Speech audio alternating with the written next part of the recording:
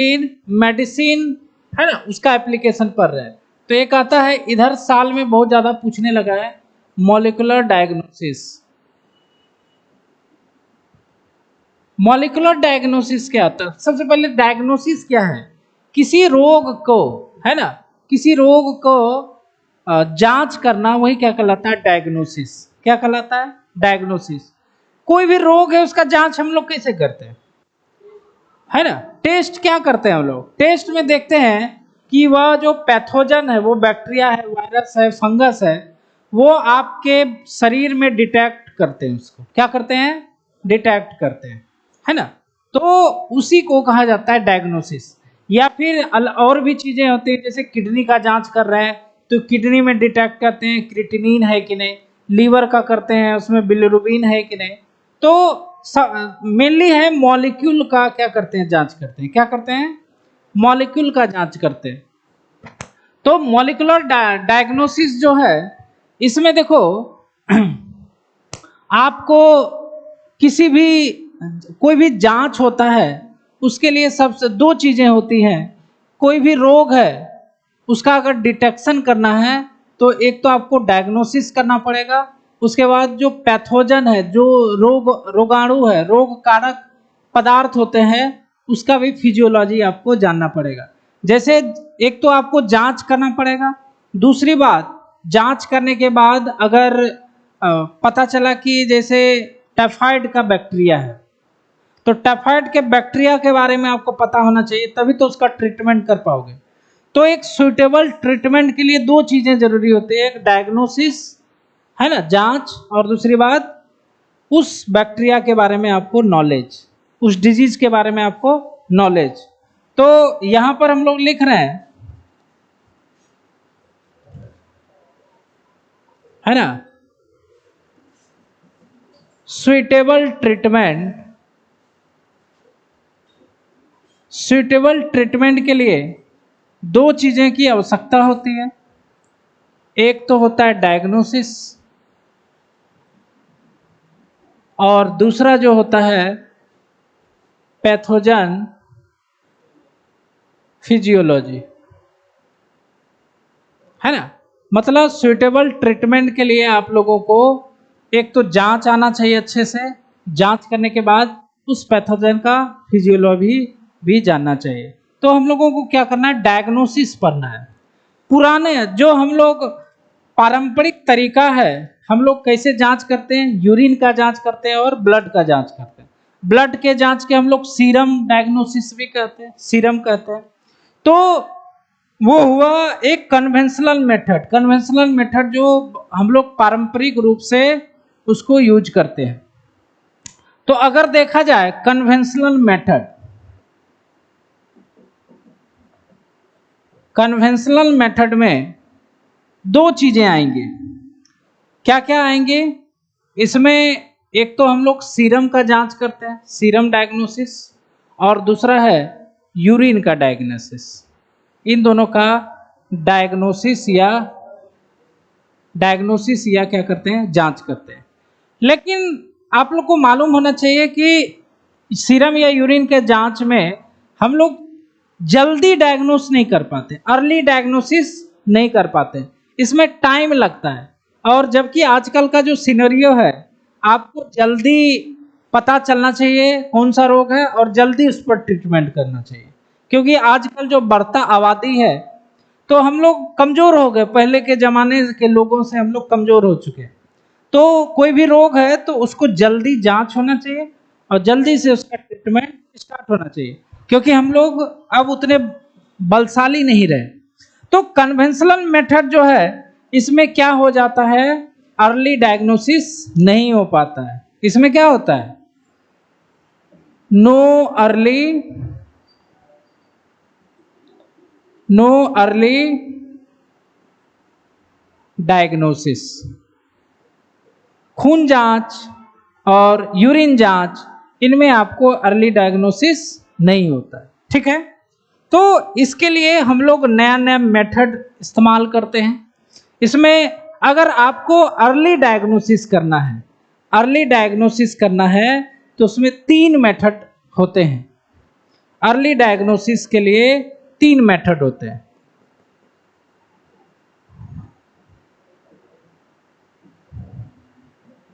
अगर आपको early diagnosis तुरंत मतलब जांच में जांच करना है तो आपको 3 चीजें देखनी पड़ेगी। एक तो है आपका पीसीआर, पीसीआर बताए थे, पॉलीमरेज चेन रिएक्शन। इसमें क्या करते हैं हम लोग, किसी डीएनए को एम्पलीफाई करते हैं, उसको बहुत ज्यादा संख्या में बना लेते हैं। दूसरी बात है recombinant DNA, rDNA. Recombinant DNA का मतलब ये जेनेटिक इंजीनियरिंग हो गया, ये भी तो जेनेटिक इंजीनियरिंग है, लेकिन आरडीएनए मेथड से, है ना, रिकॉम्बिनेंट डीएनए टेक्नोलॉजी के सहायता से हम लोग इसको यूज करते हैं। रिकॉम्बिनेंट डीएनए टेक्नोलॉजी में हम लोग अभी पढ़ाएंगे आपको, जैसे इसमें लेते हैं सिंगल स्ट्रैंडेड डीएनए या फिर सिंगल स्ट्रैंडेड आरएनए। मतलब कि जैसा, मतलब मान लो वायरस है, अगर वायरस आरएनए वाला होगा तो आरएनए यूज करेंगे, डीएनए वाला होगा तो डीएनए यूज करेंगे, है ना, ये यूज करेंगे। और इसके अलावा फिर डीएनए प्रोब का भी यूज करते हैं, ये सब अभी बताएंगे, ठीक है। उसके अलावा है एक और टेस्ट होता है जिसको बोलते हैं एलिसा। अब लोग अलग अलग प्रोनाउंसिएशन इसका करते हैं, एलिजा भी कोई बोलता है, तो हम लोग थोड़ा ऐसा प्रोनाउंसिएशन करते हैं जो कि याद रहे हमेशा, है ना। तो एलिजा भी पढ़ा जाता है इसको, मेनली एलिसा पढ़ते हैं, कोई दिक्कत नहीं, है ना। तो एलिसा टेस्ट होता है। तो इन तीनों से अर्ली डायग्नोसिस आपका संभव होता है। तीनों चीजों को पढ़ते हैं पहले, इस बात को समझे कि नहीं। हम लोग कन्वेंशनल मेथड कौन सा यूज करते हैं, यूरिन और सीरम का जांच करते हैं, इससे अर्ली डायग्नोसिस नहीं हो पाता है, लेकिन इनसे अर्ली डायग्नोसिस हो पाता है।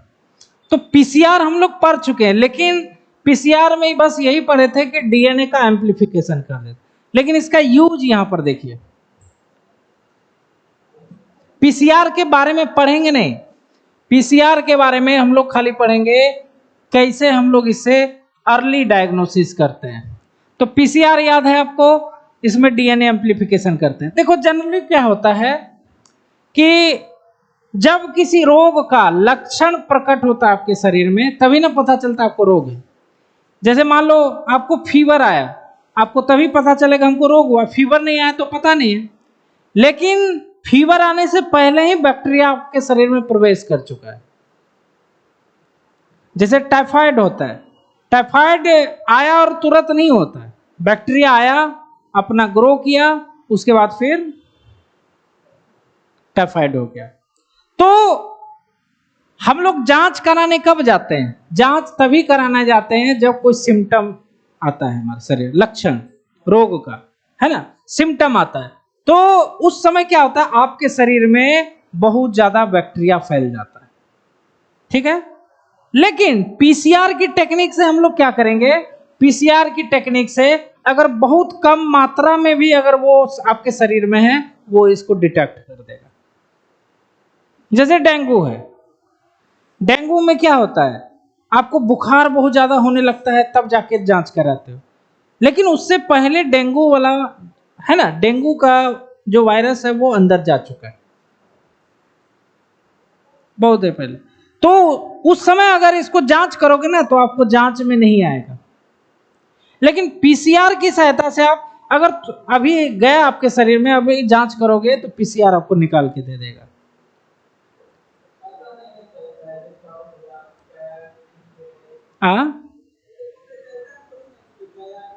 अरे भाई अब देखो, मान लो पूरे पटना में डेंगू फैला हुआ है, ठीक है, आपको हल्का हल्का बुखार आ रहा है, ठीक है, तो हल्का हल्का बुखार आ रहा है तो लग रहा है कि डेंगू होगा, क्या होगा, इसे वायरल फीवर होगा।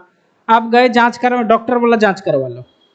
अब डॉक्टर अब इसका जांच कराने लगे, आना 2-3 दिन बाद, क्या होगा, बहुत ज्यादा हो जाएगा।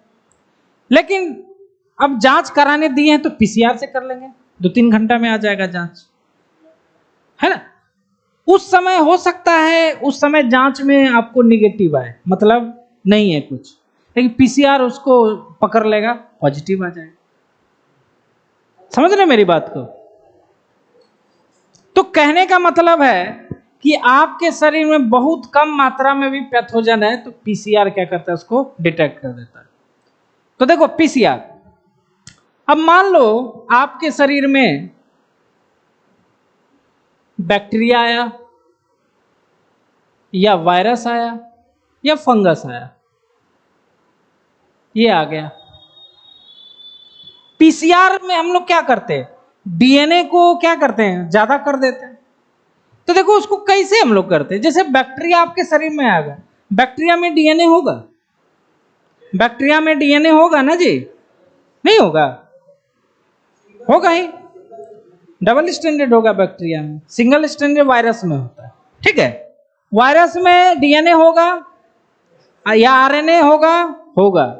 तो हम लोग डायरेक्ट डीएनए और आरएनए बैक्टीरिया का पकड़ लेते हैं पीसीआर से। ये भी तो मन में होगा ना, पीसीआर से तो डीएनए को बढ़ाते हैं, तो बैक्टीरिया कैसे पता चलेगा हमको शरीर में, तो बैक्टीरिया का डीएनए को पकड़ लेता है। बात को समझ रहे हो, समझ रहे हो बात को। तो पीसीआर क्या करता है,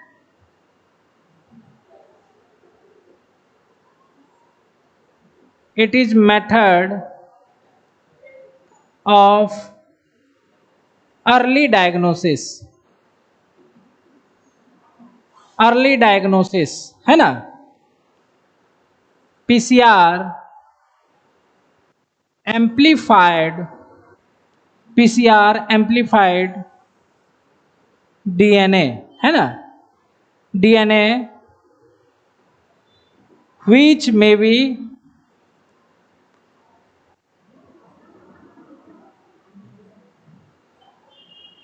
amplified DNA when DNA amount is too low। मतलब बैक्टीरिया भी आया है और ये आपके शरीर में ग्रो नहीं किया है, तो बहुत कम मात्रा में, तो डीएनए भी उसका बहुत कम मात्रा में मिलेगा पीसीआर में। तो बहुत कम मात्रा में होने पर भी डीएनए को क्या करता है, एम्प्लीफाई कर देगा और डिटेक्ट हो जाएगा। समझ रहे बात को। और आपका रोग ज्यादा बढ़ा भी नहीं है, आपका रोग ज्यादा बढ़ा भी नहीं है, क्योंकि आपको सिम्टम आया है, गए डॉक्टर के पास जांच करवाने दिया, यूरिन सीरम जांच कराएंगे तो 2 दिन टाइम लग जाएगा। यहां पर तो हम दिखाए थे तो 1 सप्ताह बाद बुलाए थे, है ना। तो वही चीज है, तो उतना दिन में गड़बड़ जाए और ये तुरंत निकाल के देगा, है ना। पीसीआर हो गया। और याद रखो कि ज्यादातर क्या होता है कि आपके शरीर में कम ही बैक्टीरिया डिटेक्ट होता है, बहुत ज्यादा जब हो जाएगा तब वो आराम से डिटेक्ट हो जाएगा, लेकिन लो अमाउंट में, बहुत ज्यादातर लो ही अमाउंट में रहता है, तो पीसीआर सबसे अच्छा है। ये हो गया पीसीआर, ठीक है ना। क्या चीज,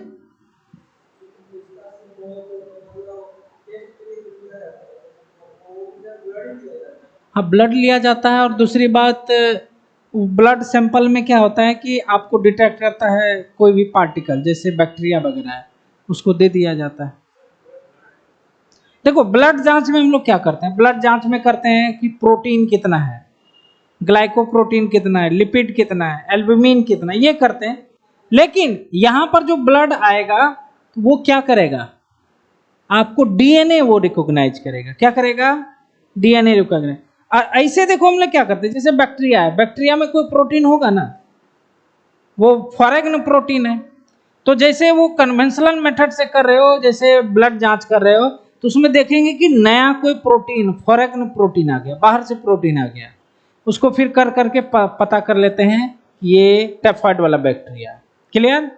उसमें वो किया, किसमें, ब्लड जांच, यूरिन जांच। पीसीआर में क्या करेंगे, मान लो ब्लड का ही सैंपल लिए, तो वो क्या करेगा, सेल से पीसीआर, मतलब जेनेटिक इंजीनियरिंग यूज करते हैं ना इसमें। जेनेटिक इंजीनियरिंग मतलब सेल को फाड़ा, उसे डीएनए निकाला, डीएनए निकाला और डीएनए को एम्प्लीफाई कर दिया, ये करते हैं हम लोग पीसीआर में। जांच भले ब्लड का कर रहे हैं, लेकिन तरीका क्या है, अलग अलग। बात को समझ रहे हो। हाँ वो अंधा है, जो जो सेल आया उसका कर देगा वो। हाँ, उसका मेथड होता है ना।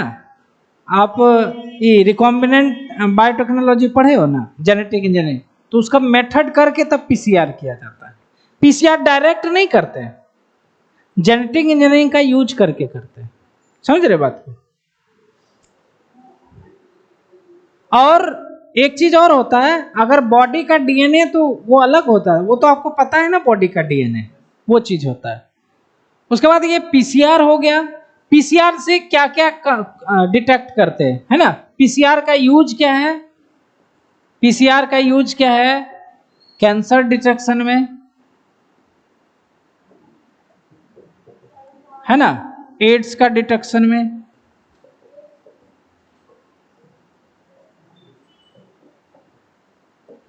अच्छा देखो, कैंसर का डिटेक्शन कैसे होता है? कैंसर आप लोग को पढ़ाएंगे डिजीज में। ये क्या होता है? जीन म्यूटेशन के कारण होता है। क्या होता है? जीन म्यूटेशन हो गया, तो जीन म्यूटेशन के कारण कैंसर होता है।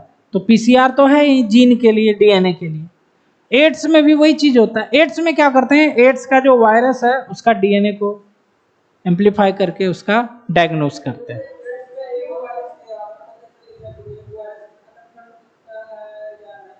देखो, सबसे पहली बात पढ़ाएंगे, एड्स एक लाइलाज बीमारी है ना? डिटेक्शन हो गया, ये हो जाएगा, ये अलग चीज है। ये होता भी नहीं ना जल्दी, इसका तरीका होता है। ये तो हो सकता है किसी को, ये सबको नहीं होगा। अच्छा जो भी है, इसको सुन। हाँ हाँ, उसका बहुत सारा टाइप है, स्टेज अलग अलग होता है, पढ़ाएंगे वहां पे।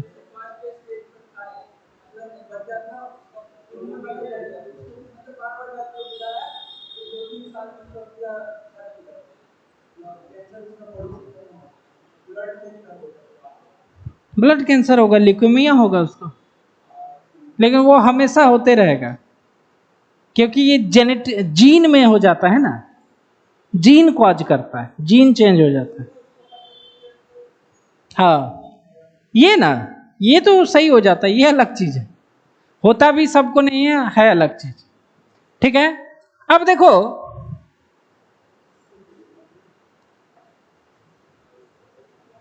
पीसीआर के बाद ही ये जो हमने रिकॉम्बिनेंट डीएनए बताया है, इसमें होता है एक ऑटो रेडियोग्राफी। क्या होता है? Auto radiography.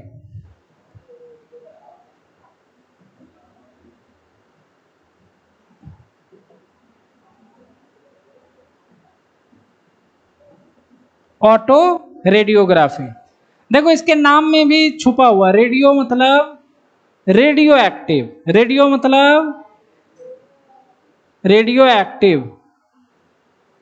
इसमें ज्यादातर हम लोग P32 लेते हैं, फास्फोरस 32। फास्फोरस का मॉलिक्यूलर वेट कितना होता है? 30 होता है ना लगभग। P30 होता है और P32। आइसोटोप सुने हो नाम ना, ये आइसोटोप्स ही होता है। तो ये P32 आइसोटोप रेडियो एक्टिव होता है, इससे रेडियो एक्टिव किरण अल्फा बीटा गामा निकलता है। ठीक है, ऑटो रेडियोग्राफी।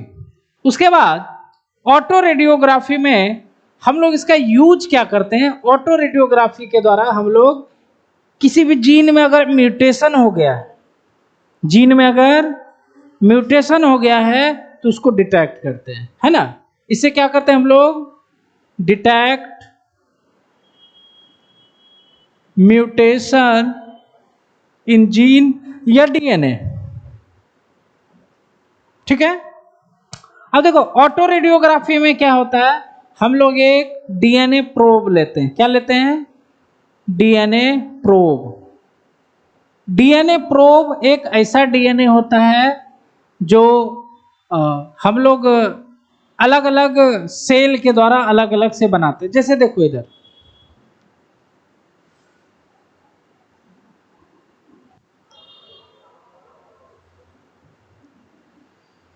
डीएनए प्रोब मतलब, देखो डीएनए प्रोब मतलब होता है कोई सिंगल स्टैंडर्ड डीएनए को जब हम लोग किसी रेडियो एक्टिव सब्सटेंस से जोड़ देते हैं उसी को क्या बोलते हैं? DNA probe. क्या बोलते हैं इसको? DNA probe. Any single stranded DNA या सिंगल स्ट्रैंडेड आरएनए, है ना, अटैच विथ, है ना, रेडियो एक्टिव सब्सटेंस, है ना, सब्सटेंस आर डीएनए प्रोब। तो आपको 1 या 2 नंबर में ये आता है 12 में। डीएनए प्रोब क्या होता है? डीएनए प्रोब क्या होता है? देखो, अगर आरएनए है तो आरएनए लिख देंगे, आरएनए प्रोब, ठीक है। ज्यादातर हम लोग DNA probe, any single stranded DNA या RNA attach with radioactive substance are called DNA probe. ये क्वेश्चन आपको आता है एग्जाम में, या कभी कोई ये पूछ देता है कौन सा रेडियो एक्टिव सबसे ज्यादा यूज करते हैं? Phosphorus P32। मतलब रेडियो एक्टिव सब्सटेंस सही नहीं ना हमारे लिए, उसे रेडियो एक्टिव निकलता है तो हमारे शरीर के लिए सही नहीं है, तो उसमें से फास्फोरस सबसे अच्छा होता है, तो इसको यूज करते हैं। उसको बंद कर देना, उसको है ना, रोशनी आता है। अब देखो यहां पर हम लोग इसको करते हैं,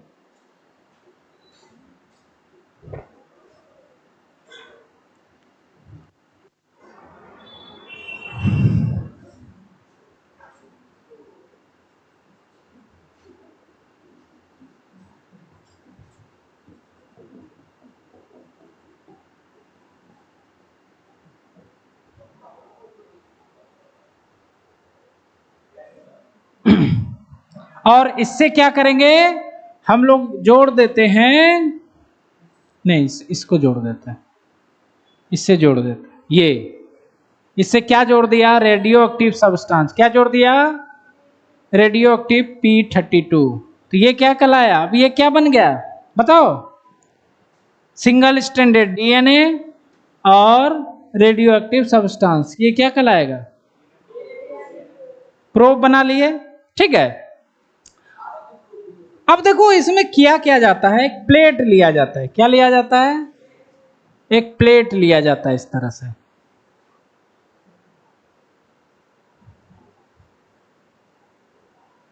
प्लेट ले लिए, ठीक है। इसमें हम लोग जैसे कोई ए है, कोई बी है, कोई सी है ना।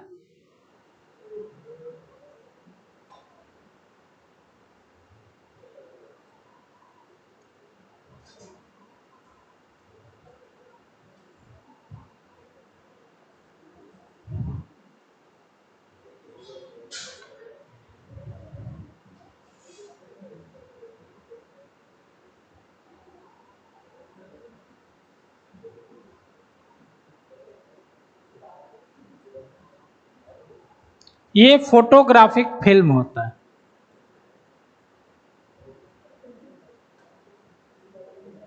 है ना। प्लेट होता है ना।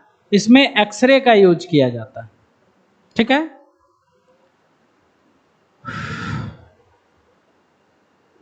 इसको इसी से बनाते हैं, ये ज्यादा क्लियर होगा।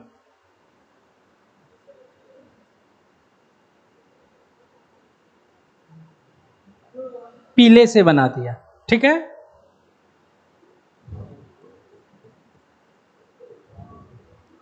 देखो इसको ऐसे डिजाइन किया जाता है, समझो जरा, इसको ऐसे डिजाइन किया जाता है ताकि यह कंप्लीमेंट्री हो डीएनए का, ठीक है। फिर इस डीएनए प्रोब को क्या करते हैं, इसको उठा उठा करके अलग अलग डीएनए से मैच कराते हैं, है ना। जिस डीएनए से मैच नहीं करता है वो डीएनए समझा जाता है म्यूटेड हो गया। जैसे देखो अब यहाँ पर AGCTATGCC ये सब है ना, इसको लिख देते हैं यहाँ पर AGCTATGCCC, है ना। ऐसे यहाँ पर भी AGCTATGCCC, ठीक है। लेकिन यहाँ पर रेड कलर का हो गया है तो ये चेंज हो गया। ये क्या हो गया? ये चेंज हो गया इसे करके, है ना। देखो देखो डीएनए प्रोब कैसे हम लोग जानेंगे कि इसमें से कौन सा ए बी सी कौन सा जीन जो है म्यूटेशन हो गया है, क्या हो गया है, म्यूटेशन हो गया है। इसमें कौन म्यूटेशन हो गया, सी हो गया। क्यों हो गया, क्योंकि हम लोग ये जो डीएनए प्रोब बनाए हैं,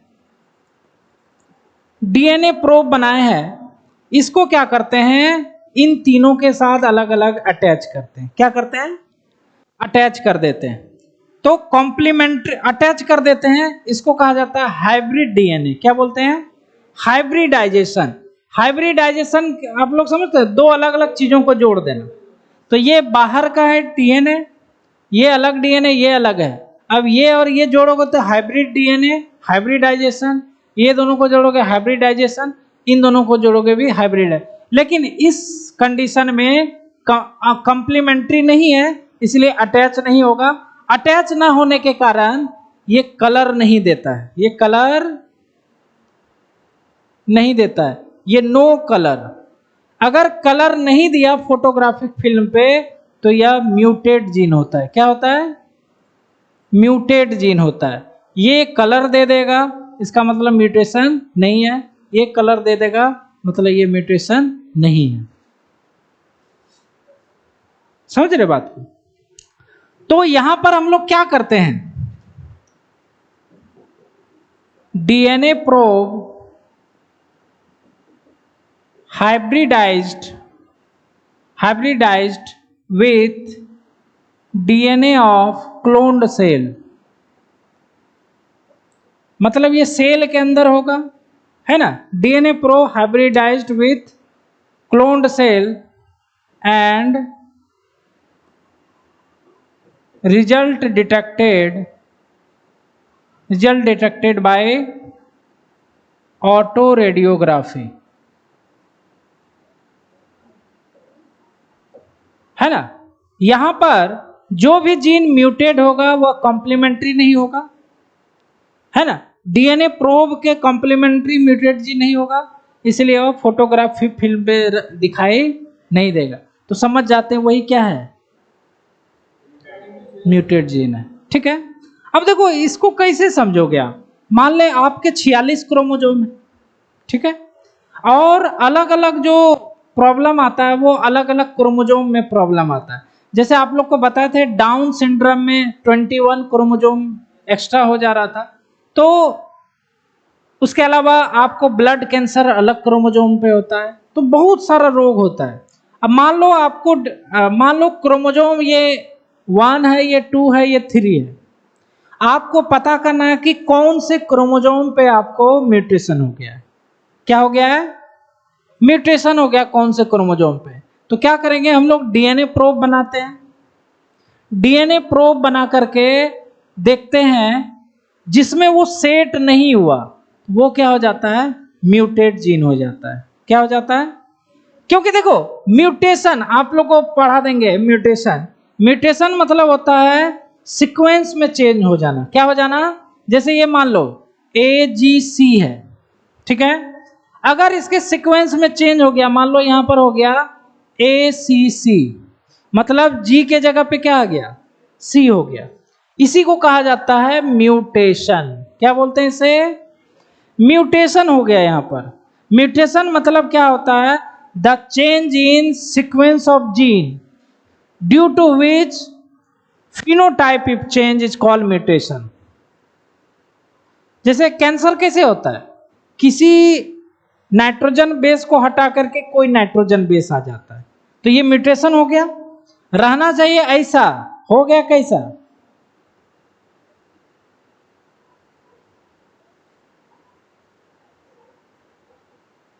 ठीक है। अब यहां पर देखो, आपको मान लो कि आपको डिटेक्ट करना है, ठीक है। हमें पता नहीं है कौन सा क्रोमोसोम में म्यूटेशन हुआ है, तो क्या करेंगे। अच्छा, ये जो हम लोग बनाते हैं ये कैसे बनाते हैं, डीएनए प्रोब। एक्चुअली में इन सब से ही हम लोग कॉम्प्लीमेंट्री उसको बनाते हैं, ठीक है। अलग अलग शरीर में क्रोमोसोम है, उससे कॉम्प्लीमेंट्री बनाते हैं, और जिससे वो मैच नहीं करता वही मतलब वो चेंज हो चुका है। क्या हो चुका है, चेंज हो चुका है। तो म्यूटेशन मतलब क्या होता है, चेंज इन सीक्वेंस, मतलब नाइट्रोजन बेस अगर चेंज हो रहा है उसी को क्या बोलते हैं? म्यूटेशन। क्या बोलते हैं उसको? म्यूटेशन। अब देखो, हमने अपने शरीर के जीन से ही इसको बनाया है, डीएनए प्रोब को, ठीक है। अब ये शरीर का सब जीन है, हमको पता करना है शरीर में कौन सा जीन चेंज हो चुका है। समझ रहे बात? तो इसको इससे करेंगे, देख रहे हैं कि ये अटैच हो गया, मतलब कॉम्प्लीमेंट्री है। इससे भी अटैच हो गया क्योंकि क्या है? कॉम्प्लीमेंट्री है। इससे नहीं अटैच होगा क्योंकि आप लोग जानते हैं कॉम्प्लीमेंट्री सी के जगह पे क्या आना चाहिए? जी आना चाहिए, जबकि यहां पर क्या है? ए है, मतलब कॉम्प्लीमेंट्री नहीं होगा। कॉम्प्लीमेंट अगर जुड़ेगा नहीं तो कलर शो नहीं। अरे भाई, क्योंकि देखो ये वाला यही ना कलर शो करता है, ये क्या करता है? कलर देता है। क्या देता है? अब ये डीएनए प्रोब इससे जुड़ा नहीं तो ये कलर देगा कभी? ये देगा? कलर देगा क्योंकि इससे ये जुड़ चुका है ना। तो इन दोनों में कलर आ रहा है, इसका मतलब ये दोनों ठीक है। समझ रहे हो? इसमें कलर नहीं है, ठीक नहीं है। कलर क्यों नहीं आ रहा है? मैच नहीं हो रहा है, मैच कॉम्प्लीमेंट्री नहीं हो रहा है। याद रखो, ये हमेशा क्या होता है? कॉम्प्लीमेंट्री होता है। क्या होता है? कॉम्प्लीमेंट्री। तो म्यूटेशन मतलब समझे ना, सीक्वेंस चेंज होना। यहां पर ये देखो, नॉर्मल आपका जो शरीर का जीन है ऐसा सीक्वेंस आ रहा है, और यहां पर क्या हो चुका है? चेंज। चेंज होना ही क्या कहलाता है? म्यूटेशन। डिटेक्ट हो गया तो क्या होगा? DNA probe not complementary, DNA probe not complementary to muted DNA, या जीन बोल दो, एक ही बात है। So it not gives colour so detected.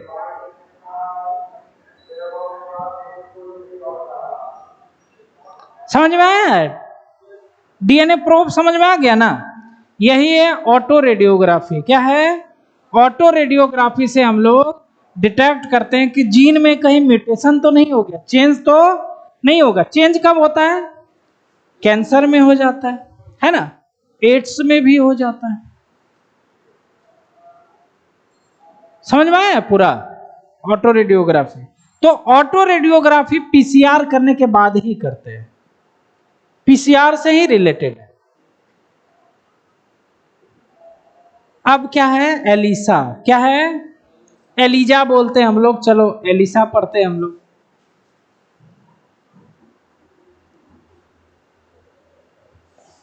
Elijah से क्वेश्चन रहता है आपका, और इसको डिटेल में नहीं पढ़ना है, कुछ ही क्वेश्चन जो आता है घूम फिर के। सबसे पहले इसका फुल फॉर्म पूछेगा आपको 12 के लिए, ये आता है। इसका फुल फॉर्म क्या होगा? हाँ, एंजाइम लिंक्ड इम्यूनो सॉर्बेंट एसे,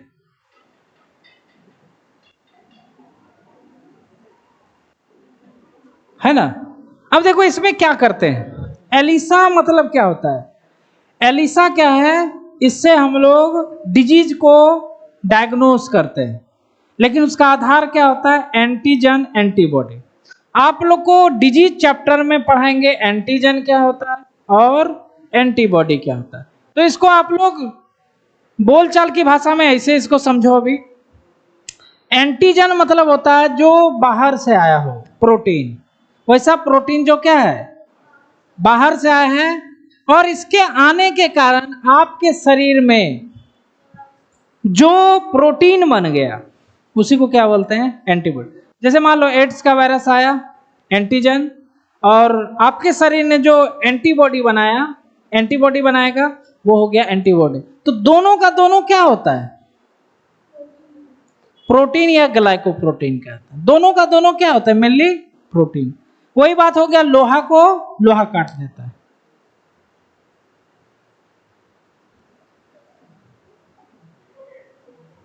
किसी के आने से,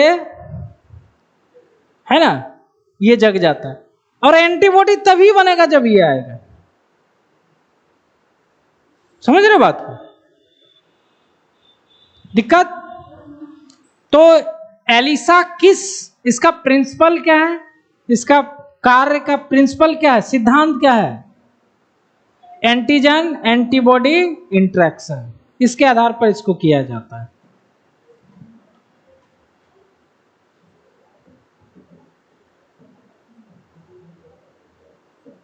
प्रिंसिपल क्या है इसका? Antigen antibody interaction. आप लोग को इम्यून सिस्टम में पढ़ाएंगे, एंटीजन और एंटीबॉडी में इंटरेक्शन मतलब रिएक्शन होता है, उस रिएक्शन को कहा जाता है एग्लूटिनेशन। क्या बोलते हैं उसको? दोनों में युद्ध होता है, मार होता है दोनों में, उसको कहा जाता है एग्लूटिनेशन। तो इंटरेक्शन से, ठीक है। यहां पर ये पी को या लकीर बना देता है ना,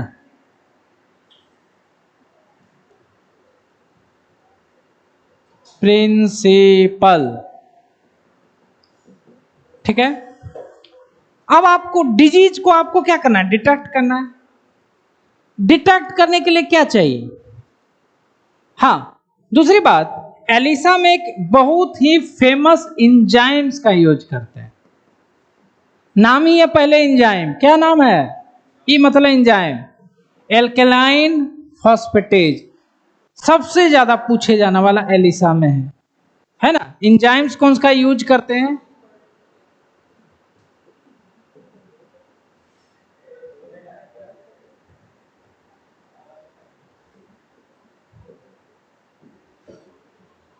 एल्केलाइन फॉस्फेटेज। अब आप डिटेक्शन कैसे करोगे? अगर कोई वायरस आया आपके शरीर में तो वो एंटीजन डिटेक्शन हो गया, या फिर उसके आने के कारण शरीर में एंटीबॉडी बनेगा, या तो एंटीबॉडी का डिटेक्शन कर लीजिए।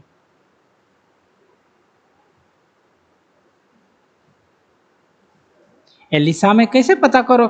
मान लो वायरस आया, वायरस में प्रोटीन होता है, वायरस में प्रोटीन होता है, प्रोटीन होता है, तो उस प्रोटीन को डिटेक्ट कर लिया जाता है एलिसा के द्वारा। तो वो प्रोटीन क्या होगा? एंटीजन होगा। उसके अलावा मान ले वो आपको पता नहीं चला वायरस आया कि नहीं, लेकिन आपके शरीर में एंटीबॉडी बनाएगा। आपका शरीर एंटीबॉडी, एंटीबॉडी भी क्या है? प्रोटीन, प्रोटीन का डिटेक्शन हो गया। तो या तो आप एंटीजन का डिटेक्शन कर लीजिए या फिर एंटीबॉडी का, यही दो तरीका है। बात को समझ रहे?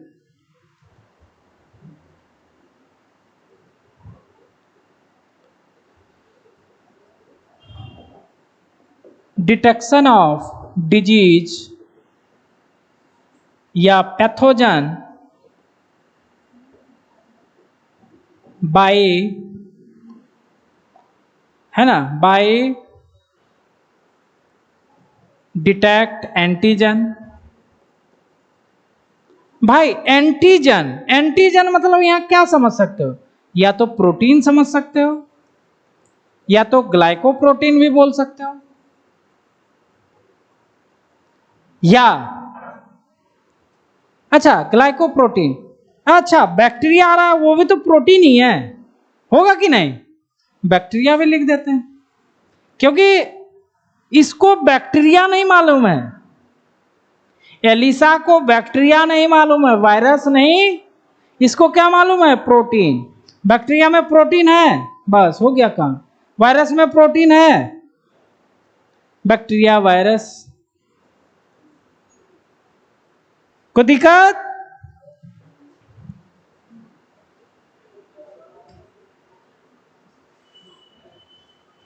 एंटीजन और डिटेक्ट एंटीबॉडी इन बॉडी। या तो एंटीजन को पकड़ लिया, अच्छा इसका मेथड नहीं पढ़ना आप लोग के, अब सिलेबस से हटा दिया गया बहुत दिन पहले ही, इसका मेथड नहीं पढ़ना है। एलिसा का होता है बहुत डिटेल मेथड होता है इसका, इसलिए यहां पर पहले भी नहीं था, लेकिन कभी कुछ पहले भी था ना, तो यही सब पूछा जाता, पहले भी नहीं था।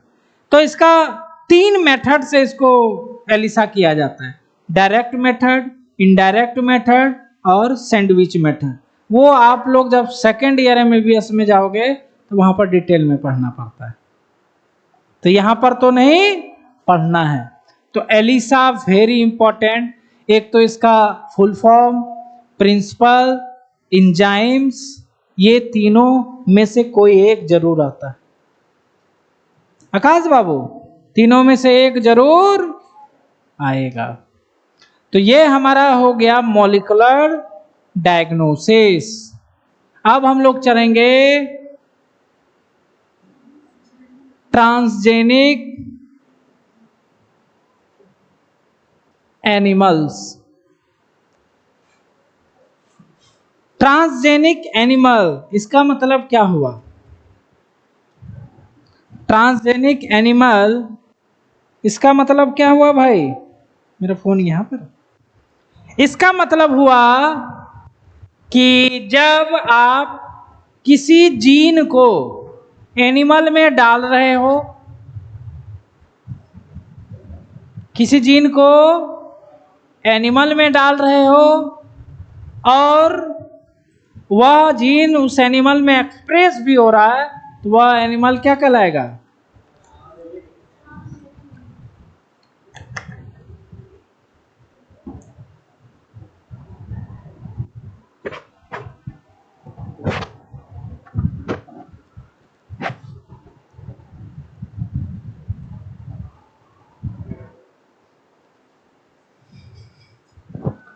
तो ट्रांसजेनिक एनिमल क्या होता है? जो जिस एनिमल में है ना डीएनए मैनिपुलेशन के द्वारा जब कोई जीन डालते हैं और वह जीन एक्सप्रेस हो जाता है, तो वो एनिमल क्या कहलाता है? Transgenic animal. animal having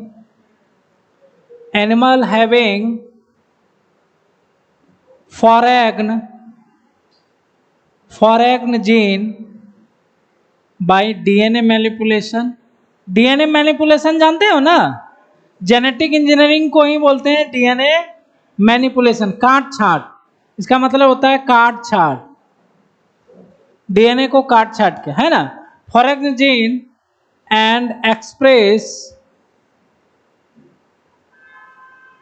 and it express then animal is transgene, animal is transgene। Clear?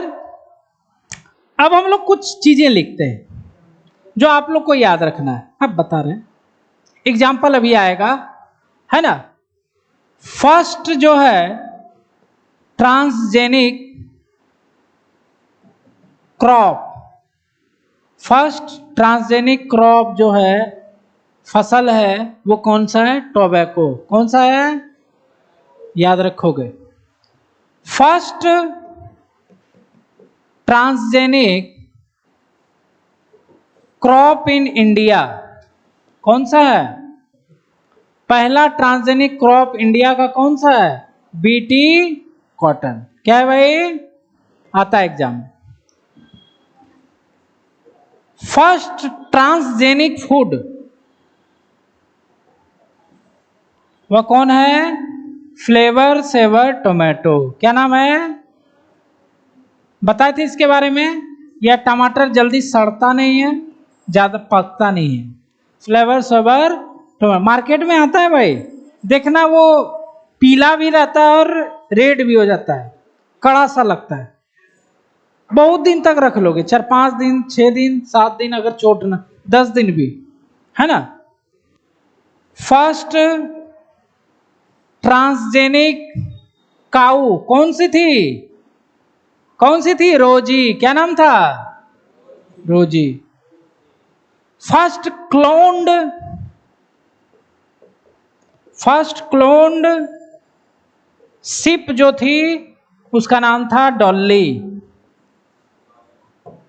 First cloned ship थी, इसका नाम क्या था? डॉली। उसके बाद पॉली भी आई। अच्छा हाँ, ये तो जहाज हो गया, शिप हुआ ना, शिप मतलब भेड़, जहाज नहीं। इस डॉल्ले नाम था साइंटिस्ट का, उसी के नाम पे पड़ गया। समझ रहे बात को? हाँ तो लड़की ही होगी, लड़का भी हो सकता है ना। अच्छा, ट्रांसजेनिक एनिमल हम लोग पढ़ रहे थे, देखो इसको इसलिए यहाँ पे लिखा दिया तो कि ट्रांसजेनिक एनिमल ये प्लांट भी है, मिक्स है ना ये इसको याद रखोगे आप लोग। ये खाली एनिमल के लिए, इसमें प्लांट भी आ गया, ठीक है। ये नोट याद रखोगे, ये आपको ऑब्जेक्टिव में आता है 12 में, पांचों में से आता है, कोई भी आ जाए, एक तो जरूर आ जाएगा, है ना। अब ट्रांसजीन सबसे ज्यादा किसको यूज करते हैं? माइस को। माइस मतलब होता है चूहा, लेबोरेटरी चूहे को माइस कहा जाता है।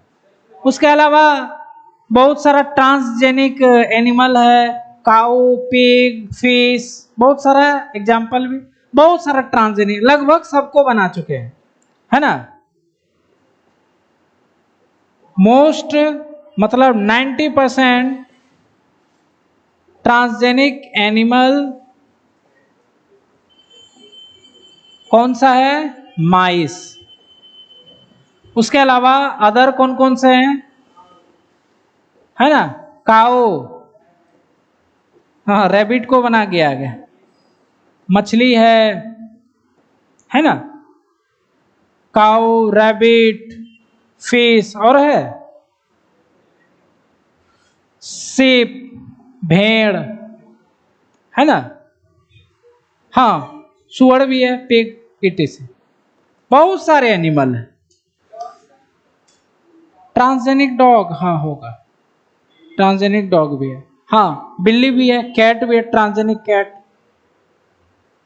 तो ये सब आपको ट्रांसजेनिक है, ये क्वेश्चन आता है हमेशा, है ना। माइस 90% होता है, उसके अलावा जो भी है छोटे छोटे, मंकी भी होता है ट्रांसजेनिक, है ना। नहीं नहीं, ईटीसी है ना, ईटीसी दिया हुआ है, बहुत सारा है, वो तो खाली नाम से दिया है। ये सब बायोटेक्नोलॉजी जो रिसर्च करता है वो सब पढ़ता है। अब ट्रांसजेनिक एनिमल क्यों बनाया हमने, और कौन सा जीन उसके शरीर में डालेंगे, ये भी तो बात होता है। कौन सा जीन किस एनिमल में डाल देंगे, क्यों डाल देंगे उसको, क्या फायदा है? फायदा of transgenic animal, uses of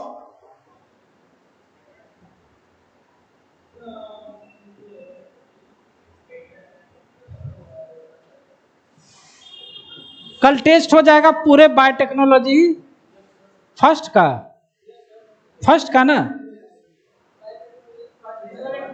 first का नहीं हुआ है ना, पूरे का हो जाए, पूरा होगा तो अच्छा है। शाम को जी, सुबह करवा लो। अच्छा तुम शाम को आ जाना, टेस्ट देना, ऑफिस में दे देना। कितने बजे? शाम को आ जाना।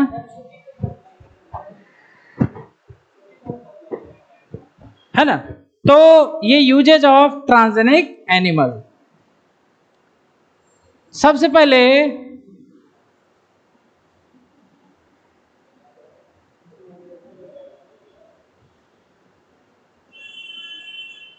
नॉर्मल फिजियोलॉजी, है ना, हाँ हाँ वही डेवलपमेंट, नॉर्मल फिजियोलॉजी। देखो हम लोग अगर कोई जीन अगर डाल रहे हैं किसी एनिमल में, इसलिए डालते हैं कि वो जीन उस एनिमल में, उस एनिमल के फिजियोलॉजी, शरीर क्रिया में क्या इफेक्ट डालता है ना। इफेक्ट ऑफ नॉर्मल, इफेक्ट लिख दो यहां, effect on normal physiology and development. मतलब मान लो कोई जीन है, कोई ग्रोथ जीन है, ग्रोथ जीन को आपने उस एनिमल में डाल दिया, अब देखते हैं वो जीन उस एनिमल के फिजियोलॉजी पे क्या इफेक्ट डालेगा, उसके शरीर क्रिया पे क्या डालेगा, उसके डेवलपमेंट पे क्या डालेगा, डेवलप होगा कि नहीं होगा। उसी तरह एक एग्जाम्पल है आपका insulin like growth factor. NCERT में दिया हुआ है, क्या दिया हुआ है, इंसुलिन लाइक ग्रोथ, मतलब इंसुलिन के जैसा ग्रोथ फैक्टर। अब वो जो जीन है उसको अगर आप एनिमल में डालोगे तो देखेंगे कि आखिर वो एनिमल पे क्या इफेक्ट पड़ता है। मान लो कोई मेडिसिन है, अब कोई मेडिसिन है हम ट्रांसजेनिक एनिमल में डालें तो वह मेडिसिन उस एनिमल पे क्या इफेक्ट डाल रहा है, उसका ग्रोथ हो रहा है या रुक जा रहा है, उसका डेवलपमेंट हो रहा है या रुक जा रहा है, सब क्या करते हैं, इससे पता करते हैं। तो रेगुलेटेड जीन कैसे काम कर रहा है ना, फिजियोलॉजी एंड डेवलपमेंट। तो ट्रांसजेनिक एनिमल को उस तरह से बनाया जाता है, उस तरह से जीन डाला जाता है ताकि हमें पता चले वह जीन जो है वह उसके नॉर्मल फिजियोलॉजी या डेवलपमेंट पर कैसे इफेक्ट डालता है। ट्रांस एनिमल है ना, made that how a gene affect normal physiology and development of animal, है ना। एक एग्जाम्पल इसमें दिया गया है इंसुलिन लाइक ग्रोथ फैक्टर। यह जो डिटेक्शन है ये किस पे किया गया है, माइस पे। किस पे, ज्यादातर माइस पे, चूहा पे करते हैं, क्योंकि चूहा भी मेमल्स है, हम लोग भी मेमल्स हैं। तो चूहा और हमारा जो बॉडी स्ट्रक्चर होता है अंदरूनी, डाइजेशन वगैरह, एक्सक्रीशन, दोनों का सेम टाइप का होता है, इसलिए चूहा को ज्यादा, चूहा से भी ज्यादा किस पे मिलता है, मंकी का। लेकिन मंकी चूंकि बिग एनिमल है तो हम लोग पहले चूहे पे एक्सपेरिमेंट करते हैं। मंकी से थोड़ा सा हम लोग का अटैचमेंट होता है तो उसको हार्म ना हो इसलिए चूहा किया जाता है यूज, और इसको उगाया जाता है इन चूहों को।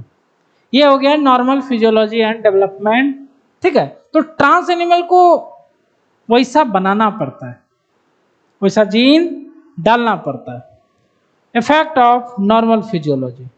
उसके बाद जो है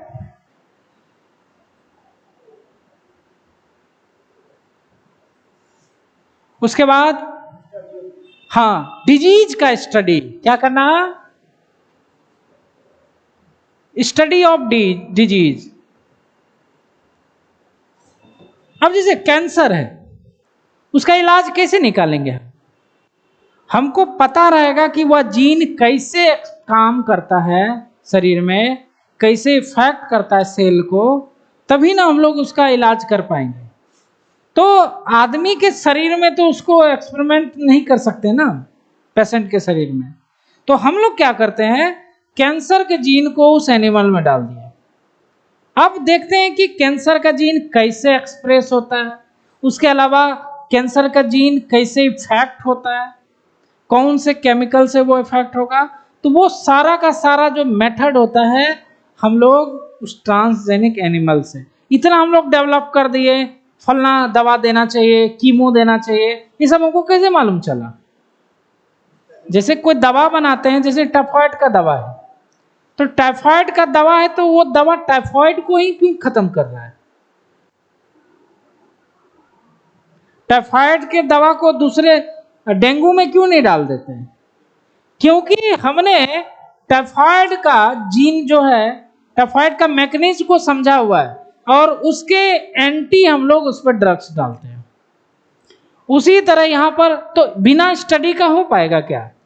उसी तरह अल्जाइमर्स डिजीज है, एक ऐसा रोग होता है जिसमें ब्रेन में प्रॉब्लम होता है, आदमी भूल जाता है, मेंटल प्रॉब्लम होता है, अल्जाइमर डिजीज होता है, उसमें भी स्टडी करते हैं। सिस्टिक फाइब्रोसिस, जिसमें पस जमा हो जाना, जैसे फेफड़ा में पस जमा हो जाना या डाइजेस्टिव सिस्टम में कहीं पस जमा हो जाना, तो उसको बोलता है cystic fibrosis, cancer, Alzheimer's disease.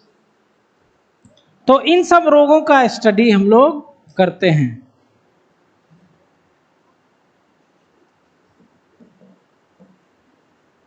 तो कैसे स्टडी करेंगे? उस डिजीज के जीन को कहां डाल देंगे?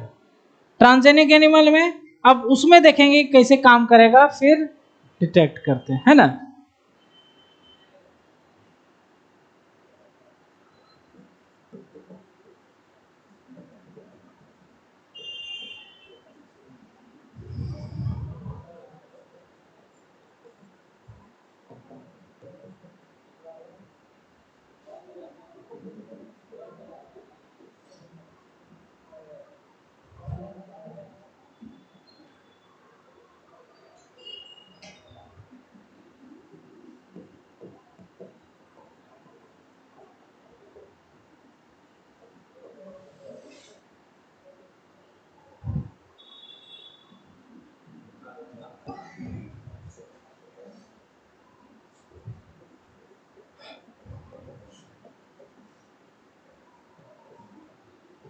सिस्टिक फाइब्रोसिस, सिस्टिक फाइब्रोसिस इसको भी पढ़ेंगे।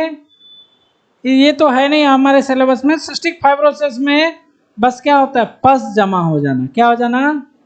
फेफड़े में या डाइजेस्टिव सिस्टम में कहीं पर भी पानी जमा हो जाता है, इसको बोलते हैं सिस्टिक फाइब्रोसिस। उसके अलावा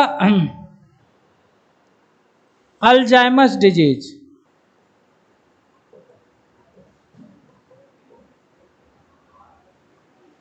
इसमें क्या होता है, मेंटल प्रॉब्लम होता है ना, भूलना हो जाता है, लॉस ऑफ मेमोरी, ये सब होता है अल्जाइमर्स डिजीज।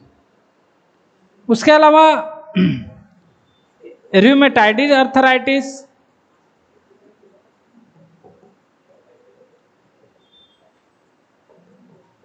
इसको पढ़ाएंगे, इंपॉर्टेंट है।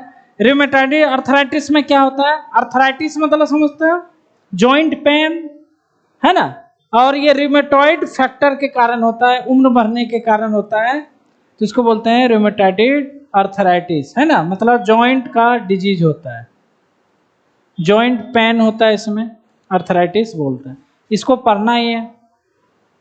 तो स्टडी ऑफ डिजीज। अब थोड़ा अलग भी सोच सकते हैं। क्या कर सकते हैं हम लोग? थोड़ा क्या कर सकते हैं अलग? क्या करेंगे? सोचेंगे। क्या करेंगे? अब क्या है, प्रोडक्ट। क्या निर्माण करना? प्रोडक्ट। कौन सा प्रोडक्ट? Biological product. कौन सा?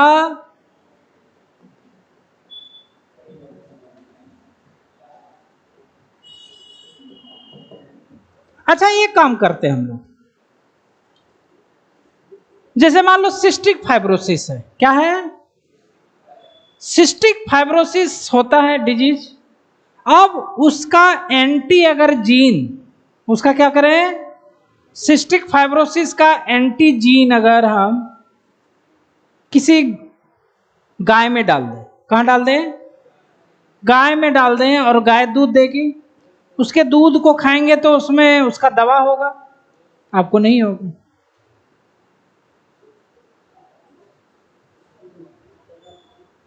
देखो, ऐसे नहीं आएगा तो ऐसे आएगा ना जी।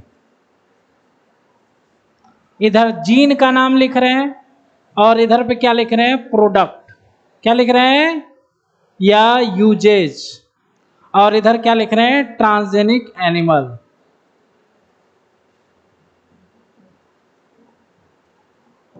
फर्स्ट ट्रांसजेनिक काऊ कौन थी?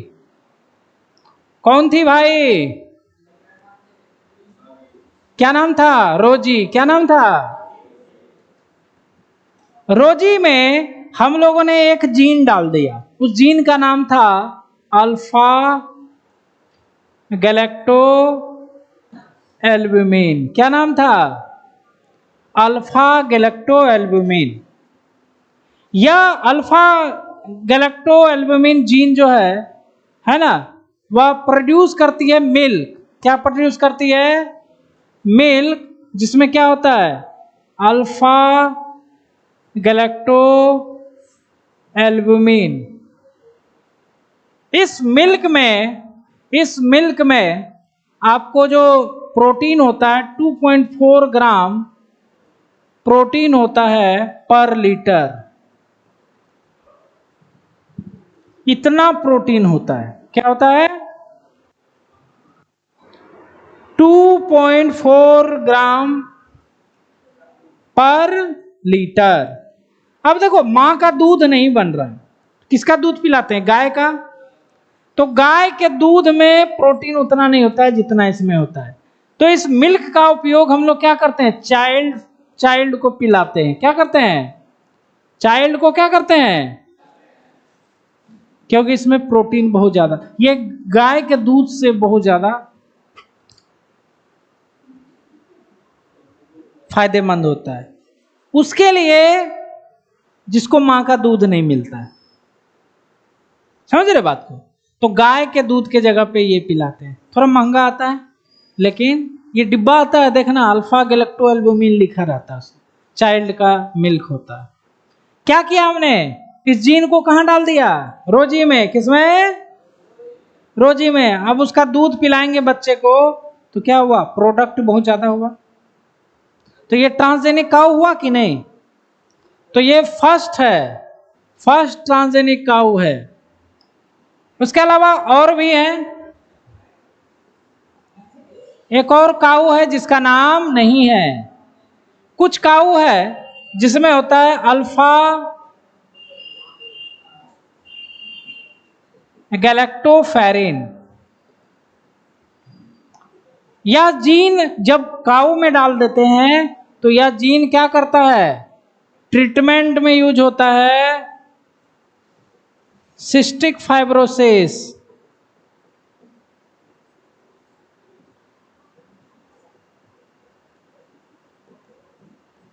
मिल्क का यूज करते हैं। क्या करते हैं? इस गाय में इस जीन को डाल दिया, गाय दूध देगी, उस दूध को पिएंगे तो उस मिल्क में क्या रहेगा?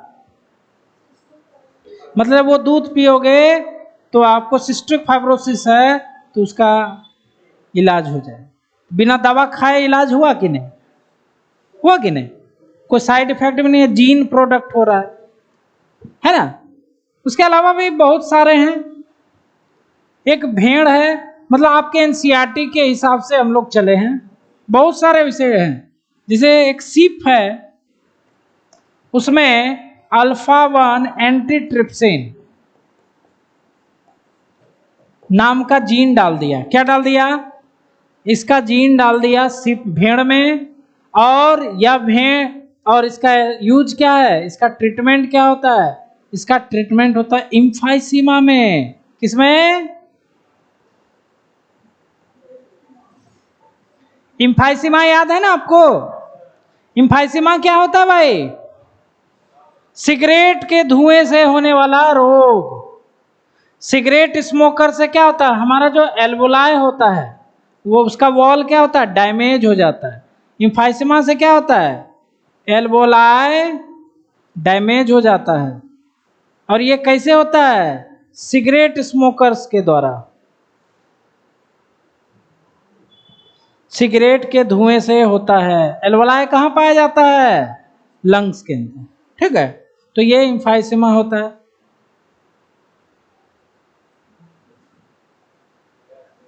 तो इसी तरह बहुत सारे डिजीज होते हैं, ये सबसे इंपॉर्टेंट है। इसको याद रखोगे, इसको याद रखोगे, इसको याद रखोगे। समझ रहे हो? तो ये हो गया बायोलॉजिकल प्रोडक्ट। याद रख लोगे? बस आपको ऐसे ही याद रखना है, ये डायरेक्ट क्वेश्चन आएगा, एनसीईआरटी में दिया हुआ है। 4 नंबर चलते हैं। 4 नंबर में क्या है भाई? Vaccine safety. वैक्सीन बनाया जैसे पोलियो वायरस, उसको डायरेक्ट हम आदमी में नहीं डालते हैं, पहले उसको कहां डालते हैं? माइस में, ट्रांसजेनिक माइस में। चूहा में सक्सेस हो गया तो मंकी में सक्सेस हो गया तब आदमी में। स्टार्ट। तो वैक्सीन सेफ्टी में हम लोग क्या करते हैं? सबसे पहले जो वैक्सीन है वह डालते हैं ट्रांसजेनिक माइस में, है ना, वैक्सीन कर दिया इसको, वैक्सीनेशन कर दिया इसका, मतलब वो वैक्सीन डाल दिया, नया बनाया उसको डाल दिया। फिर ट्रांसजेनिक माइस से किस में डालेंगे, मंकी में, यहां पर ओके, यहां पर भी ओके, तब जाकर के ह्यूमन में डाल देंगे। अगर मंकी को कुछ हो गया इसका मतलब वो सही नहीं है, चूहा को हो गया तो बिल्कुल सही नहीं है। बात को समझ रहे हो, चूहा मर गया तो बिल्कुल, दोनों से पास हो गया तब आदमी में इसको डालते हैं। उसके अलावा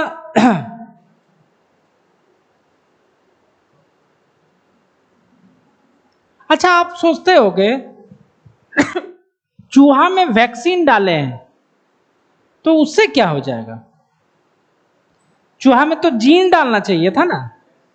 ट्रांसजेनिक मतलब क्या होता है, जीन डालेंगे, वो क्या काम करेगा उसको देखना।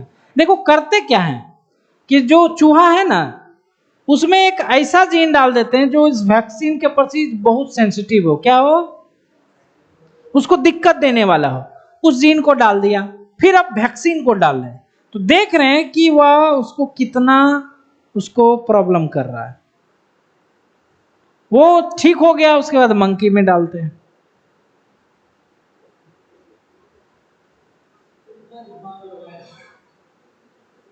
समझ रहे हो?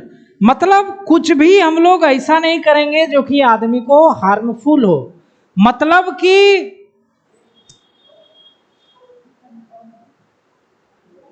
कुछ भी छोड़ना नहीं है इसमें, है ना, कुछ भी छोड़ना नहीं है।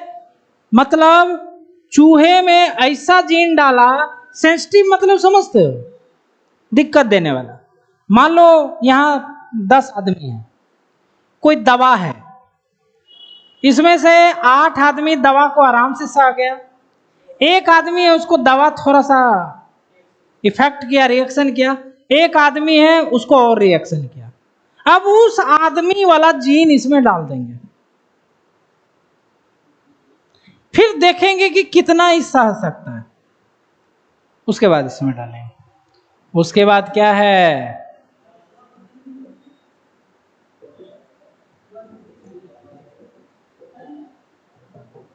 केमिकल सेफ्टी में भी यूज करते हैं, इसमें भी क्या करते हैं, ट्रांसजेनिक एनिमल को डालते हैं, ट्रांसजेनिक माइस को डालते हैं। केमिकल सेफ्टी मतलब क्या होता है, इसमें केमिकल कितना टॉक्सिसिटी है कि नहीं,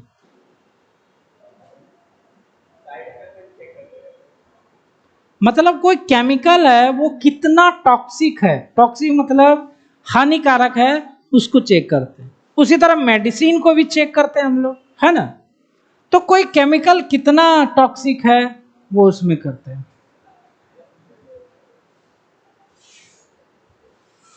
समझ रहे बात को, मेरा बात समझे कि नहीं आप लोग, बुझ रहे हो?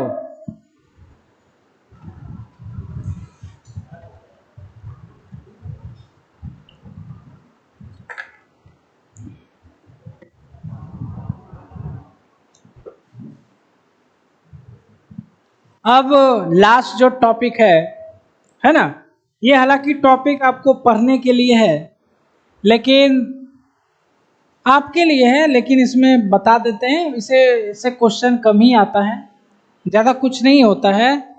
एक देखो, एक है GEAC, क्या है, ये कंपनी है या संस्था जो भी बोल सकते हैं आप, या कोई कमेटी है, ये क्या है, कमेटी है जो कहाँ का है, कहाँ का है भाई, इंडिया का। इसका फुल फॉर्म से ही आपको पता चल जाएगा इसका काम,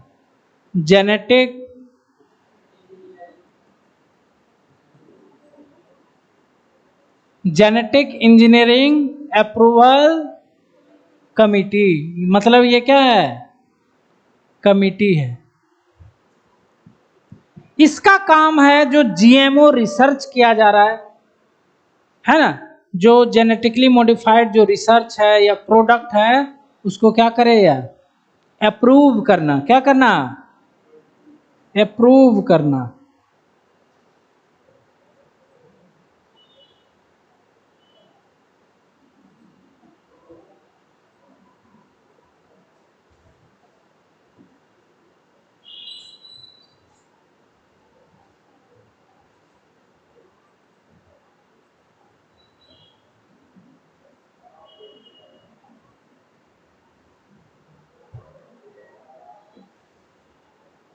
मतलब जेनेटिकली मॉडिफाइड जो भी आप चीज बना रहे हो उस पर प्रोडक्ट है।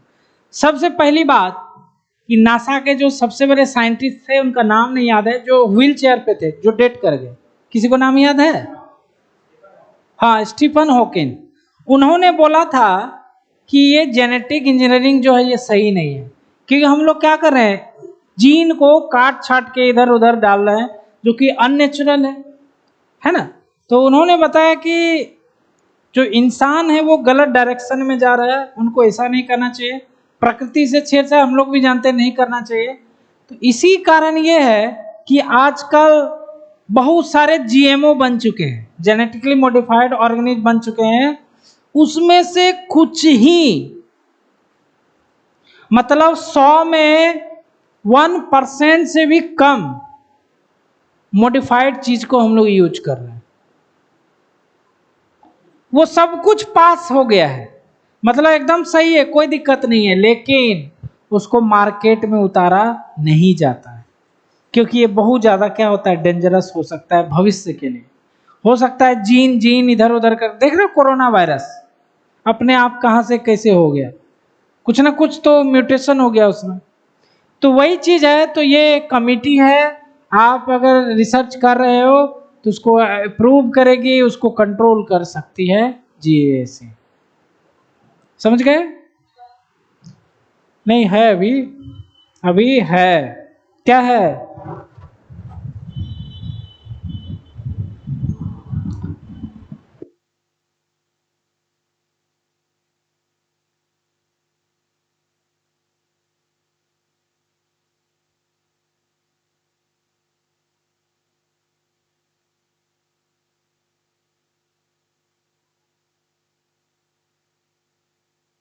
इसको देखिए,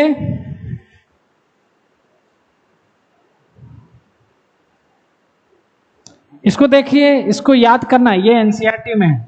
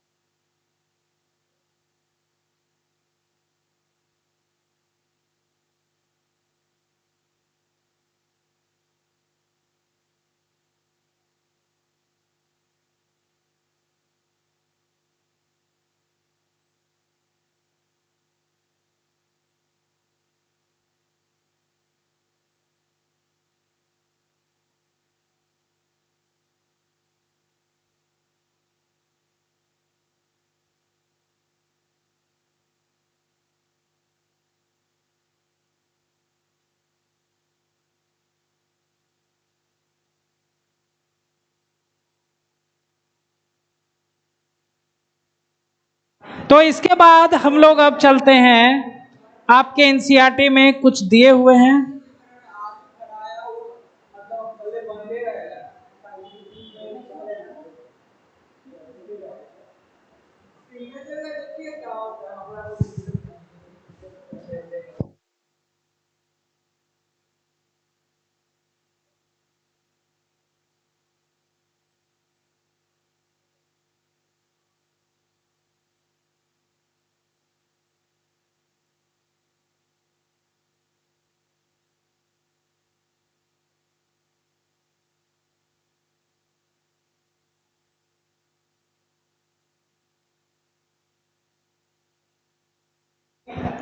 तो देखो यहां पर अब आगे चलते हैं।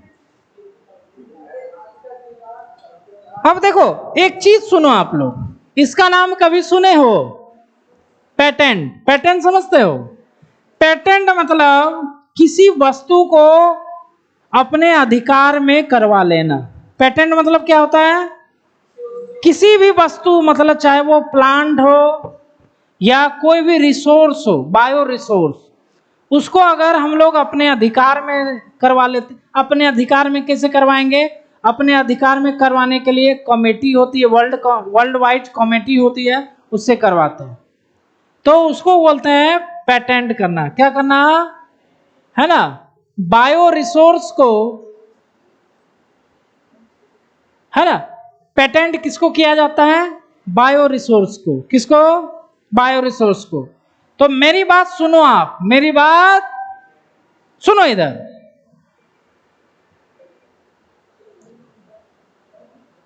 आपको अच्छा बताओ, बासमती हमारे इंडिया में जो राइस का वैरायटी है वो कितना है?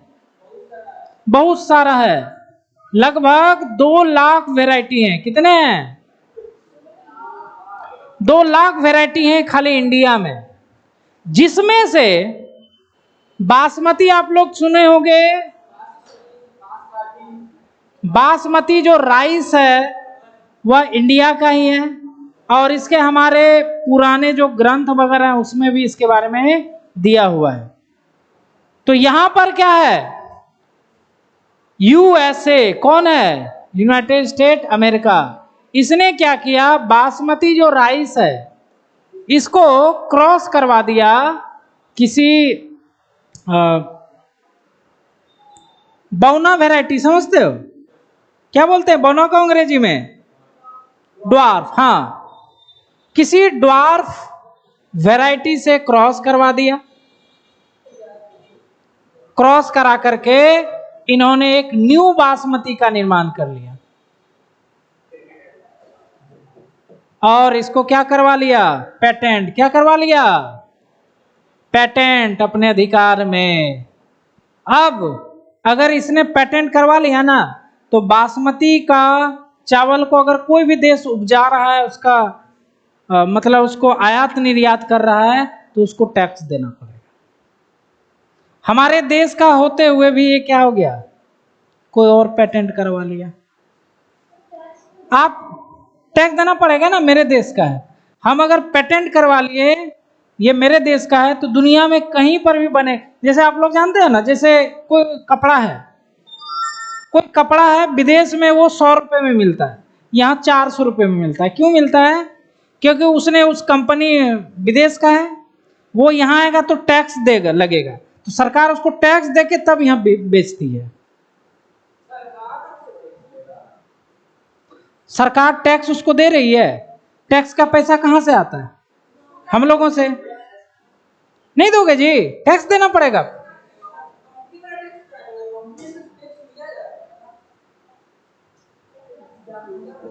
उल्टा कैसे हो जाएगा?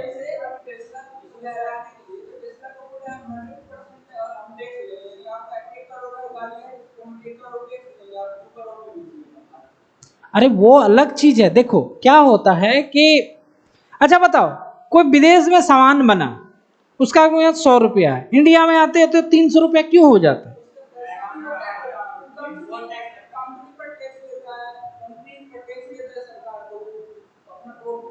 तो कम हो जाना चाहिए था ना। ये अलग बात हो गया, छोड़ो। तो क्या होता है? ये पेटेंट होता है। इसी तरह जैसे देखो, जैसे बबूल का पेड़ है, हमारे इंडिया का है, तो इसको दूसरा यूएस वाला क्या किया था? पेटेंट करवा लिया था इसको। फिर यहाँ का एक साइंटिस्ट उसको लड़ाई किया कि हमारे देश का है। मतलब पेटेंट करवाने के लिए आपको दिखाना पड़ता है कि वो उस पौधे का ओरिजिन आपके देश में है। समझ रहे बात को? ओरिजिन आपके देश में है, तो फिर अगर देश में है तब वो पेटेंट होगा। अगर आप नहीं प्रूव कर पाए तो वो नहीं होगा प्रूव। नीम का, तुलसी का, बबूल का, इन सब का पेटेंट हमारा देश करवा चुका है। क्योंकि यहाँ का ओरिजिन होता है। अब पेटेंट कर लिया तो इसका मिसयूज कोई नहीं कर सकता है। इसका कोई भी अगर कहीं पर प्रोडक्ट बना रहा है इसको टैक्स देना पड़ता है ना। तो इसी पे आधारित है एक टर्म जिसको बोलते हैं बायोपैरेसी। क्या नाम है इसका? बायोपैरेसी। बायोपैरेसी मतलब क्या होता है? बायो मतलब क्या होता है? जीव, लिविंग। पैरेसी मतलब क्या होता है? पैरेसी नहीं, पायरेसी।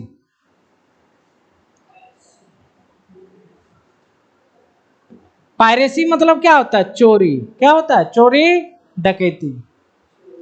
समझो यहां पर बायोपैरेसी क्या होता है कि जैसे कोई नेचुरल रिसोर्स है, उसको कोई मल्टीनेशनल कंपनी या कोई ऑर्गेनाइजेशन बिना किसी कंपनसेटरी पेमेंट के अगर यूज कर रही है, उसी को क्या बोलते हैं? बायोपैरेसी। चोरी हो गया। अगर वहां का प्रोडक्ट आप इस्तेमाल कर रहे हो तो ये चोरी हो गया। समझ रहे हो बात को? इसीलिए हमें इसको रोकने के लिए पेटेंट करवाना पड़ता है। क्या करवाना पड़ता है? पेटेंट करवाना पड़ता है। समझ रहे हो? तो इसका मतलब क्या हो गया भाई? बायोपैरेसी मतलब use of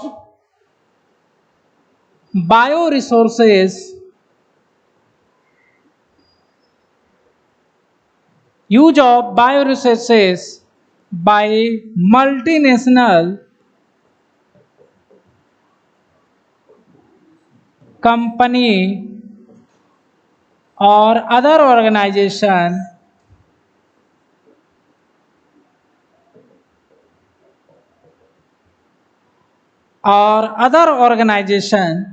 company or other organization without compensatory payment. It's called biopiracy.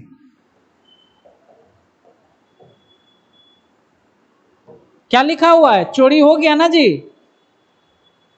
Bio आप यूज कर रहे हो विदाउट एनी पेमेंट, पेमेंट करना पड़ता है उसको, साफ लिखा हुआ है। अगर वहां के बायो रिसोर्स अगर वहीं का है और उसको आप यूज कर रहे हो तो आपको पेमेंट करना पड़ेगा। वो जो फैसला वगैरह जो बोल रहे हो ना, वो अलग चीज हो गया। वो तो हो,